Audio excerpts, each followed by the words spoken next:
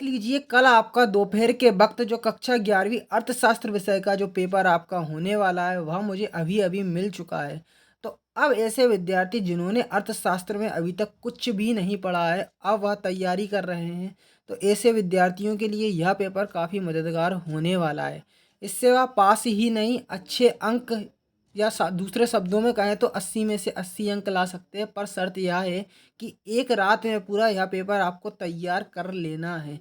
अगर ऐसा करते हैं तो आप कम टाइम में और कम पढ़े 80 में से 80 अंक ला सकते हैं। तो पूरा पेपर मैं आपको सोल्व करवाने वाला हूँ। तो यहाँ पे चैनल पे नए हो तो चैनल को सब्सक्राइब जरूर कर लें, क्योंकि यहाँ पर मैं सेट बी भी आपको अर्थशास्त्र विषय का लेकर आने वाला हूँ। तो स्टार्टिंग का जो पहला प्रश्न है आपको बता दूँ क्या आपका आने वाला है। सही विकल्प से संबंधित प्रश्न है। तो प्रश्न है कि आपका क्या है कि भारत में हरित क्रांति किन फसलों में सही सही रही। तो यहाँ पर गेहूँ व चावल, गेहूँ व आलू, चावल व कॉफ़ी, चावल व चाय।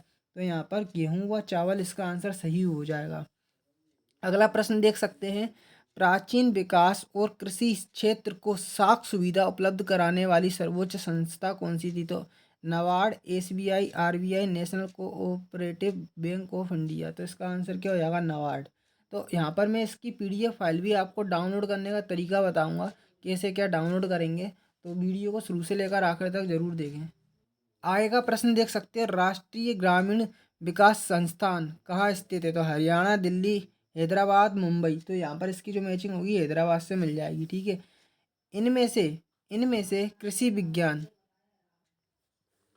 इनमें से कौन सा विपणन से संबंधित नहीं है। तो भंडारा, संग्रहण, प्रसंकरण, रासायनिक उर्वरकों का प्रयोग। तो यहाँ पर रासायनिक उर्वरकों का प्रयोग सही हो जाएगा, ठीक है।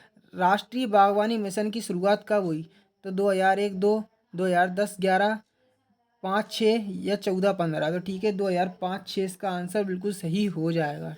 आगे का प्रश्न अपन देखते हैं, दिया है जैसा कि अर्थव्यवस्था को वर्गीकृत किया जा सकता है। तो पूंजीवादी रूप में, समाजवादी रूप में, मिश्रित रूप में, उपरोक्त सभी। तो यहाँ पर उपरोक्त सभी इसका आंसर बिल्कुल सही हो जाएगा। आगे चलोगे तो रिक्त स्थान देखने को मिलेंगे।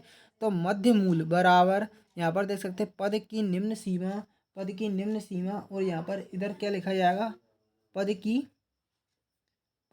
उच्च सीमा, पद की उच्च सीमा यहाँ पर आपका लिखा जाएगा, ठीक है। अब आगे का अगला प्रश्न है, P0 प्रदर्शित करता है। तो किसको प्रदर्शित करता है, आधार वर्ष, ठीक है, आधार वर्ष का मूल्य प्रदर्शित करता है, ठीक है। अब यहाँ पर सहसंबंध तकनीक की खोज किसने की थी। तो यहाँ पर मैं बता दूँ किसने की थी, forensic forensic Francis Francis Francis Francis Galton तथा कार्ल कार्ल पियर्सन, लिखेंगे कार्ल पियर्सन, ठीक है। फ्रांसिस गाल्टन तथा कार्ल पियर्सन, ठीक है। चतुर्थक विस्तार का सूत्र है। तो चतुर्थक विस्तार का ये सूत्र मैं आपको बता दूं क्या है, Q3 - Q1 ठीक है जी, आंसर इसका हो जाएगा। परमाणु विचलन का विचार तो यहाँ पर किसने दिया था। तो यहाँ पर मैं बता दूं यहाँ पर पियर्सन ने दिया था, पियर्सन ने आपका दिया था, कार्ल पियर्सन ने परमाणु विचलन का जो विचार था वह दिया था। आगे का प्रश्न देखते हैं, 3 माध्यिका -2 माध्य बराबर क्या होगा। यहाँ पर माध्य आपका होगा ब्रैकेट में मोड लिखेंगे, MODE, ठीक है जी, इसका आंसर हो जाएगा। माध्य का चित्रमय प्रदर्शन संभव है। तो ये कथन क्या हो जाएगा, सत्य हो जाएगा। एक विमा चित्र में केवल एक ऊंचाई का प्रयोग किया जाता है। तो कथन सही हो जाएगा। फिशर का कीमत सूचकांक आदर्श सूचकांक होता है। तो कथन क्या हो जाएगा, सत्य, ठीक है। अब अर्थशास्त्र प्राकृतिक विज्ञान के समान ही एक निश्चित विज्ञान है। तो ये कथन क्या है, सत्य है, ठीक है। अब प्राथमिक समांक मौलिक होते हैं। तो ये कथन क्या है, सत्य हो जाएगा, ठीक है। विस्तार सभी आंकड़ों पर आधारित होता है। तो ये क्या हो जाएगा, असत्य आपका हो जाएगा, ठीक है। ये आपके सत्य के आंसर हो गए। अब एक शब्द या एक वाक्य वाले आपको आगे चल के प्रश्न देखने को मिलेंगे। तो ज़रा इनके आंसर आप सुनते हुए जाएं। प्रभाव विचलन गुणांक का आपको सूत्र बताना है। तो क्या सूत्र हो जाएगा यहाँ पर मैं आपको बताऊँ, प्रभाव विचलन जो है उसका सूत्र हो जाएगा, देखो सिग्मा, ठीक है, डेल्टा, सिग्मा डेल्टा स्क्वायर यहाँ पे बटे एन जी, आप देख लो।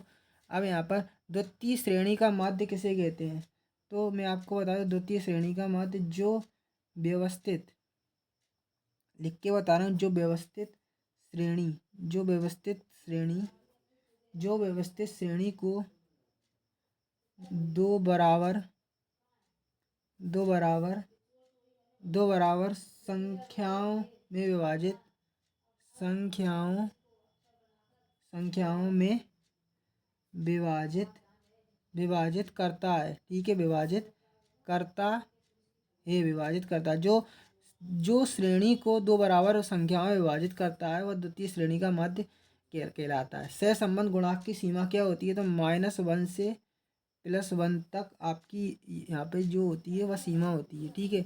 अब दो चरों में सहसंबंध 0.95 है, तो इसका आपको अर्थ बताना है। तो कमेंट में आप इसका मुझे आंसर बताएं। उत्पादन में किसका सृजन होता है, तो यहाँ पर वस्तुओं और किसका होता है, वस्तुओं व सेवाओं का, ठीक है, वस्तुओं व सेवाओं का यहाँ पर होता है, ठीक है। आगे चलते हैं। तो वर्ग, यहाँ पर वर्ग दो नियम किसने दिया, तो किसने दिया था, मैं आपको बता दूं रदरफोर्ड ने दिया, रदरफोर्ड तथा सोडी ने दिया, रदरफोर्ड और सोडी ने यहाँ पर इसका सिद्धांत दिया। परिमाप चित्र कौन से होते हैं, तो इसका आंसर आप मुझे कमेंट में बताएंगे। ये दो क्वेश्चन होगा, ठीक है। अब आगे चलते हैं, 2 नंबर वाले क्वेश्चन दिखाता हूँ। यहाँ पे 2 अंक के प्रश्न देख सकते हैं। अर्थशास्त्र से आप क्या समझते हैं, सांख्यिकी के कोई दो कार्य लिखना है। समंक, प्राथमिक समंक किसे कहते हैं, द्वितीय आंकड़ों से, आंकड़ों के क्या स्रोत है आपको बताना है। समंकों के वर्गीकरण से क्या आशा है, बारंबारता वितरण से क्या आशा है आपको बताना है। समांतर माध्य का खंडित श्रेणी में सूत्र लिखिए, ठीक है। अब भू-यिष्टक के कोई दो गुण लिखना है। अपवकरण से क्या आशा है। लोरेंज वक्र के कोई दो गुण लिखना है। बाजार अर्थव्यवस्था का अर्थ बताइए। तृतीय क्षेत्र के उदाहरण लिखिए। नागपुर योजना क्या है। हरित क्रांति से क्या आशा है। निर्धनता रेखा क्या है। मौसमी बेरोजगारी से क्या आशा है। ग्रामीण विकास से क्या आशा है आपको बताना है, ठीक है। अब आगे देखते हैं। तो यहाँ पर कृषि विपणन से क्या आशा है। मानव पूंजी निर्माण के स्रोतों को लिखिए। औपचारिक क्षेत्र तथा अनौपचारिक क्षेत्र में अंतर आपको स्पष्ट करना है। प्राथमिक व द्वितीयक समंक में अंतर स्पष्ट कीजिए। रेखा चित्र प्रदर्शित की सीमाएं आपको लिखना है। प्रभाव विचलन किसे कहते हैं। प्रभाव विचलन के कोई दो दोष आपको लिखना है। अपकिरण के उद्देश्य से लिखना है। आधिकारिक संरचना किसे कहते हैं, इसका क्या महत्व है। पर्यावरण क्षति के प्रमुख कारणों का उल्लेख करना है, ठीक है। सन 1958 में प्रारंभ किए गए चीन के ग्रेट लीप फॉरवर्ड अभियान की व्याख्या आपको करना है, ठीक है। आगे चलते हैं। तो यहाँ पर आगे के प्रश्न में आपको दिखा दूँ। भारतीय अर्थव्यवस्था की 3 विशेषताएं लिखना है। निम्नलिखित वितरण से माध्य का सूत्र की परिगणना कीजिए। देख सकते हैं पद दिए हैं ये, इसकी आवृत्ति ये नीचे दी हुई है, ठीक है। अथवा में देख सकते हैं निम्नलिखित वितरण का समांतर माध्य ज्ञात करना है। तो ये आंकड़े दिए हुए हैं, छात्रों की संख्या, अंक, तो इनका क्या ज्ञात करना है आपको, समांतर माध्य। आगे चलते हैं। 21वें नंबर का प्रश्न है सहसंबंध के विभिन्न प्रकारों को संक्षेप में समझाना है। अथवा में आप देख सकते हैं निर्देशांक की रचना के 4 प्रमुख चरण लिखी बताइए, ठीक है। ब्रिटिश शासन का भारतीय अर्थव्यवस्था पर क्या प्रभाव पड़ा आपको बताना है, लिखना भी। आगे का प्रश्न है आर्थिक नियोजन के 4 लाभ लिखना है। भारत में निजीकरण के उपाय बताना है। भारत में विश्व व्यापारीकरण को प्रेरित करने वाले घटकों को लिखना है। अब पूरा जो पेपर आपने देखा है इसकी पीडीएफ जो फाइल है वह आप अपने मोबाइल की मदद से कैसे डाउनलोड करोगे, तो मैं आपको अपने कंप्यूटर की स्क्रीन पर ले चलता हूँ। देख लो, जैसा कि पीडीएफ के लिए आपको सर्च करना होगा class 11th economics half yearly paper Himalaya sir, पीछे लिख देना होगा। तो सर्च करोगे तो स्टार्टिंग में दिख जाएगा।